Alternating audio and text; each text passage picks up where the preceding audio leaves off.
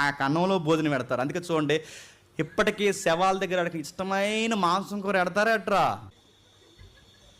ఈ ప్రాక్టీసులన్నీ ఎక్కడవి అక్కడవే. అందుకే చూడండి, భోజనాలు ఎందుకు పెడతారు, పిండాలు ఎందుకు పెడతారు, ఆ కన్నాలు చేసి లోపలికి అలాగా ఆయిల్ ఏదోటి ఎందుకు పోస్తారు, అది ఏదోటి ఎందుకు చేస్తారంటే వాళ్ళ గ్రీకు ఫిలాసఫీ ప్రకారం, రోమన్స్ ఫిలాసఫీ ప్రకారం దేవుడో దెయ్యమో అవుతుంది, దేవతో దెయ్యమో అవుతుందని, ఆ ఆత్మ అవుతుందని, ఆ ఆత్మకి మళ్ళీ ఆకలేస్తే ఇంటికి కానీ వచ్చేస్తుందేమో అని చెప్పండి భోజనాలు పెడతారనమాట. కానీ విషయం ఏంటి చెప్పిన, ఆత్మ దెయ్యము అవదు, చెప్పండి ఆత్మ దేవత అవదు. తప్పు చేస్తే నరకానికి పోతాడు, ఒప్పు చేస్తే అబ్రహాము రొమ్మునికి పోతాడు, అంతే తప్ప ఈ మధ్యలో నీ ఇంటిపైకి పెట్టగోడల మీదకి రాడు.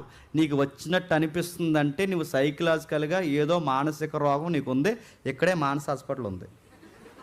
నీకు ఏదో కనబడుతున్నట్టు అనిపిస్తా, నువ్వు ఏదో తేడా అయిపోయి ఈ మధ్య, నీకేదో నరం లూజ్ అయిపోతుంది ఈ మధ్య, నీకు కనబడి నీకు అన్ని డౌట్లు వచ్చేది, అదిగో వచ్చేస్తుంది, ఏదో వచ్చేస్తుంది నీకు, అది వచ్చేస్తుంది అంటే నీకు ఏదో ప్రాబ్లం వచ్చింది నీకు కాదా చెప్పండి.